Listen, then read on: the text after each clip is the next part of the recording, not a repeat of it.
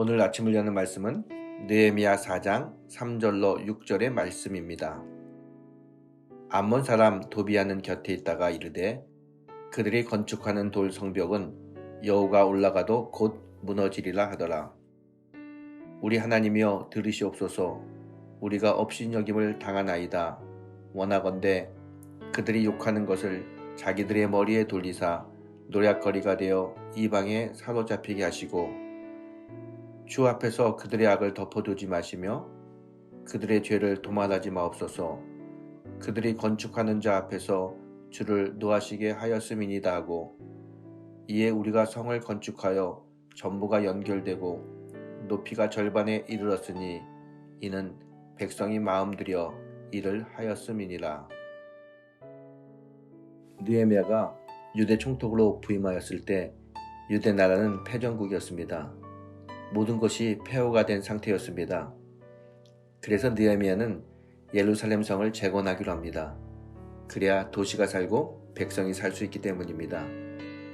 그런데 이스라엘 사람들이 시물 앞에 성벽을 건축하는 것을 보고 반대하는 무리들이 생겨납니다. 그들은 사마리아 지역의 총독인 산발랏과 그 부하인 도비아였습니다. 그들은 여러 가지 방법으로 느헤미야와 이스라엘 백성들을 괴롭힙니다. 그들은 여론을 통해서 이스라엘 백성들을 조롱합니다. 반대 세력을 조직화하여 조직적인 반대 운동을 펴니다. 또한 무장을 해서 이스라엘 백성들을 공격하려고 합니다. 하지만 느헤미야는 이런 모든 반대를 극복하고 무너진 성벽을 재건합니다. 오늘 우리는 본문을 통해서 우리의 삶에 여러 가지 문제가 있을 때 느헤미야를 통해 가지고 그것을 극복하는 지혜를 배우기를 소망합니다. 오늘 본문을 보게 되면 이방인들이 성벽 재건을 방해하는 방법은 이렇습니다. 첫 번째, 언론을 통해 조롱하는 방법입니다. 3절입니다. 암몬 사람 도비아는 곁에 있다가 이르되 그들이 건축하는 돌 성벽은 여호가 올라가도 곧 무너지리라 하더라. 이렇게 도비아는 이스라엘 사람들이 쌓는 성벽은 여호가 올라가도 무너지게 될 것이라고 조롱합니다. 이런 도비아의 조롱에 느헤미야는 어떻게 대응하나요? 4절입니다.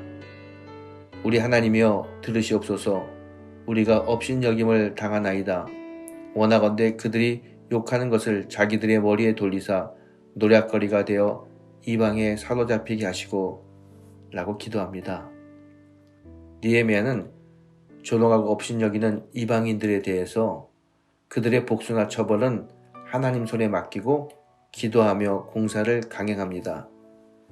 여러분, 어려운 문제일수록 우리가 먼저 하나님께 기도해야 합니다. 우리의 말로 사람을 이기려고 해서는 안 됩니다. 기도함으로 느헤미야가 승리하는 것처럼 우리도 기도를 통해 승리를 얻어야 합니다. 느헤미야는 성벽을 건축하는 일은 하나님이 시키시는 일이라고 확신했습니다. 여러분, 우리가 살다 보면 나쁜 소문을 만드는 사람 때문에 마음이 아프고 힘든 경우가 있습니다. 그러나 여러분이 하는 일이 하나님의 일이고 옳은 일이라는 확신이 있다면 어떤 조롱이나 문제가 있더라도 밀고 나가야 합니다. 우리는 느헤미야를 통해서 내가 하는 일이 정말 하나님의 일이라면 남들이 뭐라고 하든지 기도하면서 우직하게 밀고 나가는 추진력을 배워야 합니다. 기도하며 밀고 나가는 사람은 어떤 문제와 도전이 와도 이겨낼 수 있습니다. 두 번째, 느헤미야와 이스라엘 사람들이 받은 방해는 조직적인 반대입니다. 7절과 8절에 보면 산발랏과 도비아와 아라비아 사람들, 암몬 사람들, 그리고 아스돗 사람들이 힘을 모아 예루살렘으로 공격해올 조짐을 보입니다. 이스라엘 입장에서 보게 되면 큰 위기죠. 이때 느헤미야는 어떻게 합니까?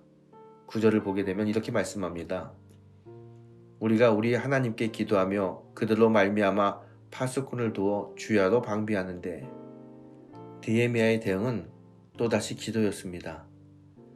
조직적인 반대 앞에서 두려워하고 타협하고 포기하는 것이 아니라 하나님께 기도하며 적들을 대항했습니다. 여러분, 어려움 속에서 하나님께 기도하면 지혜와 용기를 주십니다. 내 속에 있는 두려움이나 걱정이 아니라 하나님이 주시는 지혜와 용기의 음성을 들어야 합니다. 그리고 그 음성대로 따르게 되면 반드시 하나님의 인도하심이 있습니다. 세 번째, 느헤미야와 이스라엘 백성들이 받은 방해는 이방인들이 기습적으로 무력 도발을 한다는 것이었습니다. 11절 말씀입니다.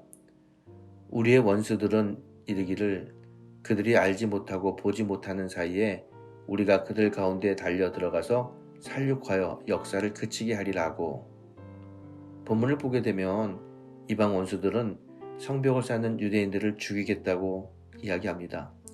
이 이야기를 들은 유대인들은 그 소문을 듣고 와서 무서워서 성벽 쌓는 것을 그만하고 자기 집으로 돌아갑니다.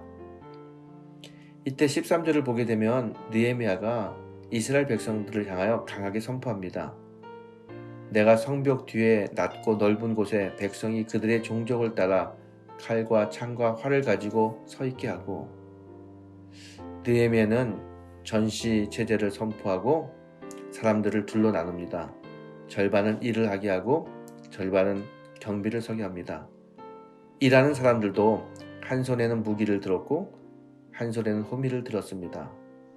나팔수가 느헤미야 옆에 있어서 언제든지 나팔만 불면 일하던 것을 멈추고 싸울 수 있도록 했습니다. 이렇게 하다 보니까 성벽 쌓는 일이 더 힘들어졌습니다. 전체가 힘을 모아 성벽을 쌓아도 어려운 일인데 절반은 경비를 서고 절반은 일을 합니다. 그런데도 하나님이 도와주셔서 백성들이 지도자의 뜻대로 잘 움직이고 마침내 그 일을 해낼 수 있게 되었습니다. 여러분, 이런 이스라엘 사람들의 집중력과 열심이 우리에게도 필요합니다. 꼭 해야 할 하나님의 일이라면 밤낮을 가리지 않고 최선을 다해서 그 일을 이루어야 합니다. 이런 열정과 집중력을 가지고 일을 하니까 이스라엘 백성들은 단 53일 만에 예루살렘 성벽을 완성할 수 있었습니다. 우리도 인생의 어려움을 만날 때 우리에게 필요한 것은 집중력과 열심입니다. 여러분, 오늘 말씀은 어려움을 만날 때 어려움을 이기고 승리할 수 있는 신앙의 비결을 가르쳐주고 있습니다. 하나님이 맡기신 일이라면 기도하며 집중력을 가지고 밀고 나가십시오. 반드시 하나님의 승리에 도우심이 있을 것입니다. 오늘 아침도 주님의 말씀으로 승리하는 성도가 되기를 주님의 이름으로 축원합니다.